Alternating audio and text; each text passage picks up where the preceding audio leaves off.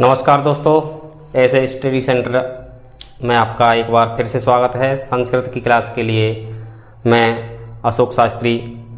तो मित्रों, हमारा टॉपिक चल रहा था जो था आपका समास। कौन सा? समास। ठीक है, इस समास के अंतर्गत हमने सबसे पहले आपके लिए अव्ययभाव समास, उसके बाद में तत्पुरुष समास, ये दो समास कंप्लीट हो चुके थे हमारे पिछले वीडियो में। इसके बाद में जो आज का टॉपिक है वो है हमारा द्विगु समास। कौन सा? द्विगु समास। ठीक है, तो इस द्विगु समास को आज हम विस्तार से पढ़ेंगे।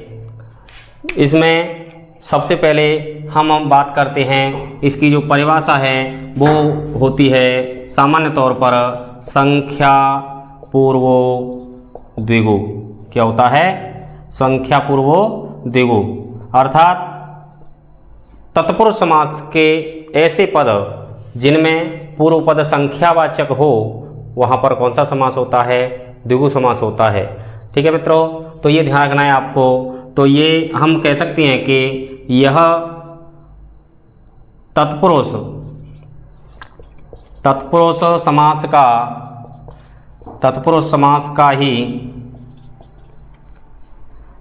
समास का ही उपभेद है। ठीक है, क्योंकि हम पढ़ चुके हैं पहले तत्पुरुष समास में उत्तर पद की प्रधानता होती है और यहाँ पर भी उत्तर पद की ही प्रधानता होती है। लेकिन अब इसकी पहचान के बारे में अगर बात करें तो पहचान अपन कह सकते हैं कि द्विगु समास का पूर्व पद कैसा होता है? संख्यावाचक। क्या होता है? संख्यावाचक। ठीक है, और इसका उत्तर पद कैसा होता है मित्रों? वो होता है संज्ञावाचक। क्या होता है? संज्ञावाचक। ठीक है, तो ये इसकी पहचान है। और हम कह सकते हैं कि जो द्विगु समास है वह कैसा होता है? कौन से लिंग का समस्त पद जो होता है, इसके जो समस्त पद हैं, क्या हैं? समस्त पद वो होते हैं आपके नपुंसक लिंग। कौन से लिंग में? नपुंसक लिंग।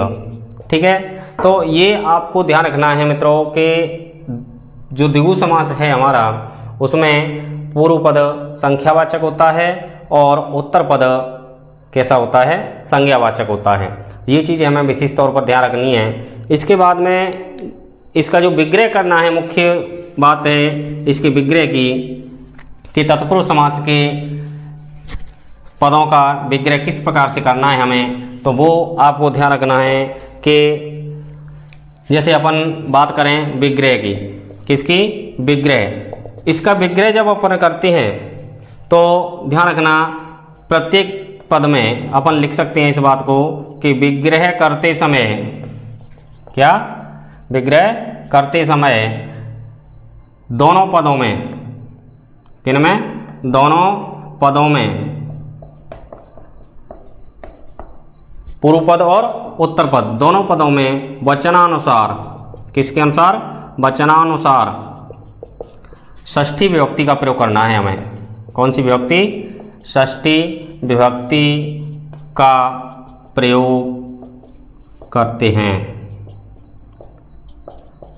ठीक है, विग्रह करते समय हम सबसे पहले क्या करेंगे? दोनों पदों में वचन के अनुसार षष्ठी विभक्ति का प्रयोग करते हैं। और ये भी हम कह सकते हैं कि जो द्विगु समास है, द्विगु समास समूह अर्थ यानी समाहार अर्थ में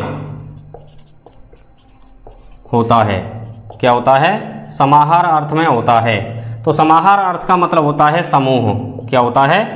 समूह। यानी कि पूर्व पद और उत्तर पद हमेशा समूह में होंगे, और समूह में होने के लिए हमें समूह बनाने के लिए कम से कम दो व्यक्ति या वस्तुओं की आवश्यकता होती है। तो इसका मतलब सीधा सा है, स्पष्ट है मित्रों कि द्विगु समास के जो समस्त पद हैं उनमें से दोनों पद यानी पूर्व पद और उत्तर पद यानी संख्या निश्चित रूप से कम दो होगी।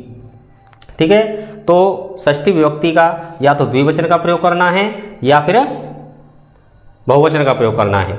इतना हमको ध्यान रखना है, षष्ठी विभक्ति का प्रयोग करना है। और अंत में यानी विग्रह के अंत में, विग्रह के अंत में हमें समाहार, क्या समाहार शब्द लिखते हैं, समाहार शब्द का प्रयोग करते हैं।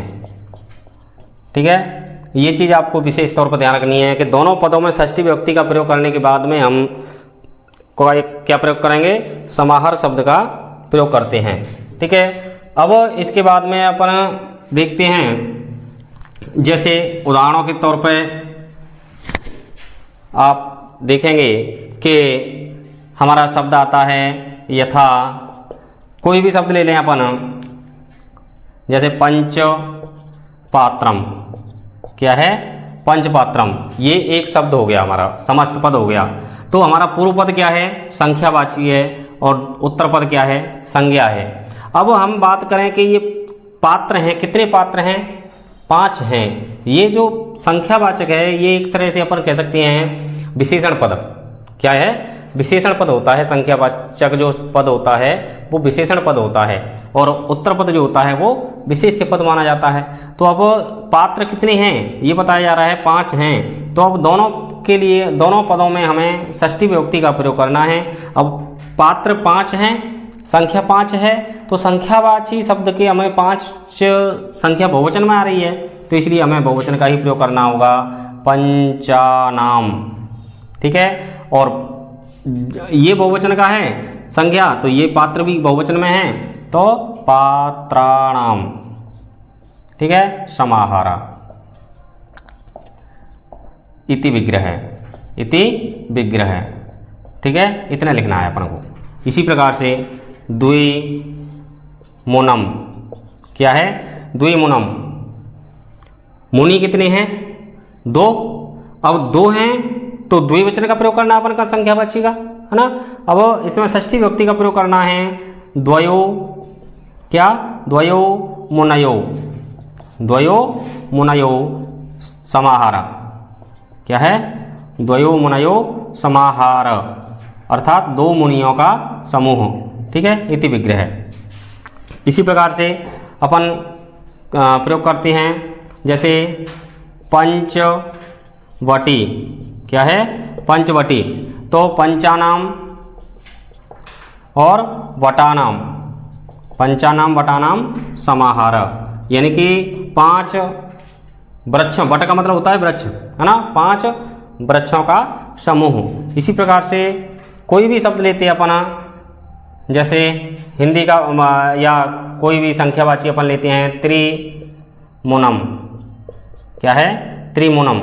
तो अब मुनि कितने हैं, यहाँ पर मुन शब्द, मुनि का 2 मुनियों का समूह था, यहाँ पर कितने हैं, 3 हैं, तो त्रयाणाम, त्रयाणाम मुनि नाम, मुनि नाम समाहारा। ठीक है, इसी प्रकार से जैसे और भी शब्द हैं हमारे, त्रिलोकम, क्या है, त्रिलोकम। ठीक है, या त्रिलोकी मान लेते हैं अपन, त्रिलोकी, तो त्रयाणाम लोकानाम समाहारा। ठीक है, इसी प्रकार से और भी उदाहरण लेते हैं अपन, जैसे नवरात्रम, नवरात्रम। ठीक है, नवानाम रात्रिनाम, क्या है, नवानाम रात्रिनाम समाहारा।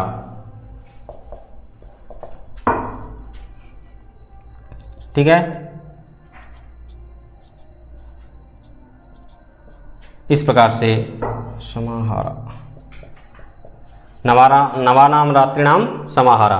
तो इस प्रकार से आपका होता है कौन सा, द्विगु समास। सबसे सरल है, बस आपको इतना ध्यान रखना है कि हमें विग्रह मतलब पहचान कैसे करनी है और इसका विग्रह किस प्रकार से करना है।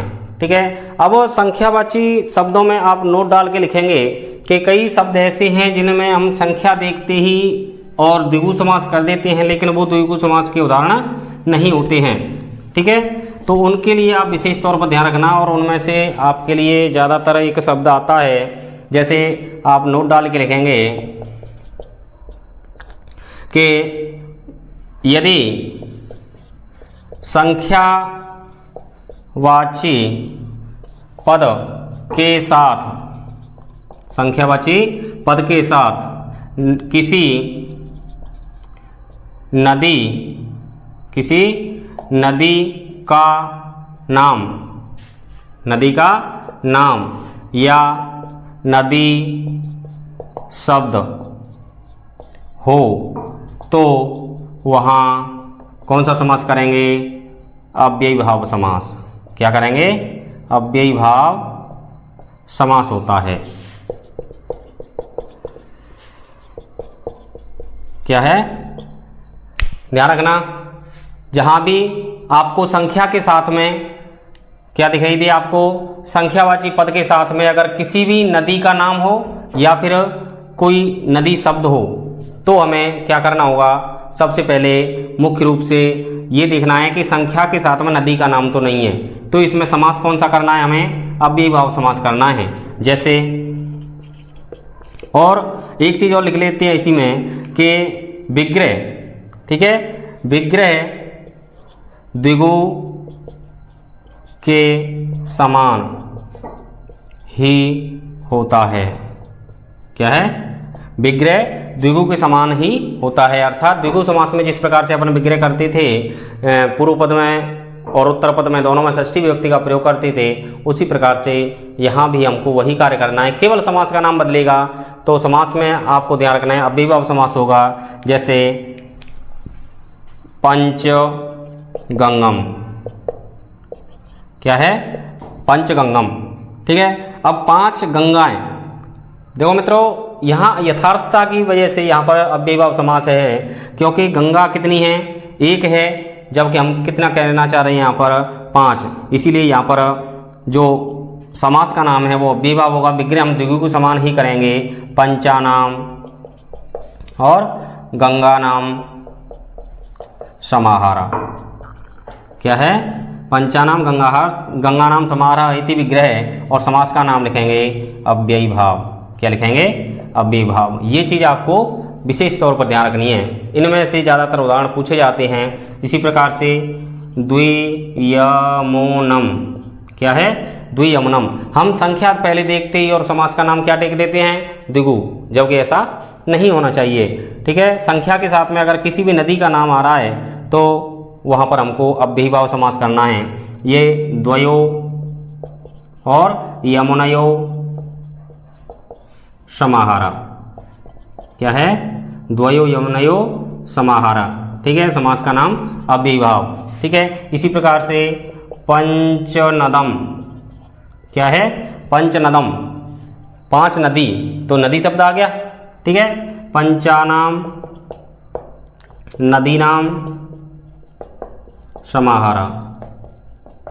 पंचानाम नदीनाम समाहारा। ठीक है। इसी प्रकार से कोई भी कितनी भी नदी का नाम आ जाए, जैसे सप्तगोदावरम, सप्तगोदावरम। ठीक है। तो सप्तानाम और गोदावरी नाम, सप्तानाम गोदावरी नाम समाहारा। ठीक है। तो यहाँ पर भी कौन सा समास होगा? अव्ययी भाव समास। पहली बात तो ये ध्यान रखनी है आपको, द्विगु समास में नोट डाल के इस लाइन को अच्छी तरह से ध्यान रखना कि संख्यावाची शब्द के साथ में या तो नदी शब्द आ जाए या किसी भी नदी का नाम आ जाए, तो वहाँ पर समास का नाम क्या करना है? हमें अव्ययी भाव करना है। और इनमें से ये जो 4 उदाहरण हैं, इनमें से हर बार कोई न कोई उदाहरण बदल करके आता रहता है। या तो पंचगंगम या सप्तगंगम, या तो पंचगंगम या फिर सप्तगंगम। तो इसी प्रकार से सप्तगंगम हो जाएगा। सप्तानाम गंगा नाम समाहारा। ठीक है। पंचानाम गंगा नाम समाहारा। ठीक है। और द्वियमुनम, पंचनदम और सप्तगोदावरम, इनमें से निश्चित रूप से उदाहरण आते हैं और केवल इनमें समास पूछा जाता है कि समास का नाम क्या है।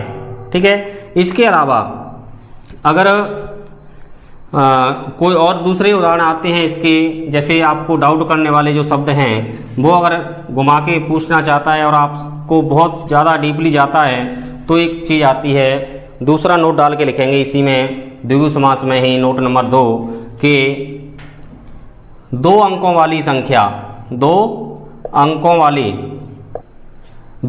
वाली जो संख्या हैं, 2 अंकों वाली संख्या में हमेशा कौन सा द्वंद्व समास होता है, द्वंद्व समास होता है।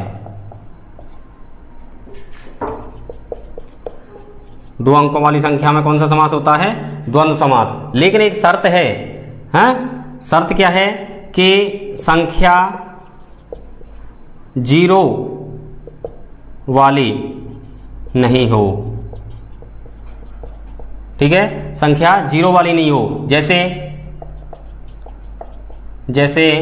10, 20, 30, ठीक है, इनमें से नहीं होनी चाहिए। इसके अलावा जितनी भी 2 अंकों वाली संख्या हैं उनमें कौन सा समास होगा, द्वंद्व समास होगा, ठीक है। जैसे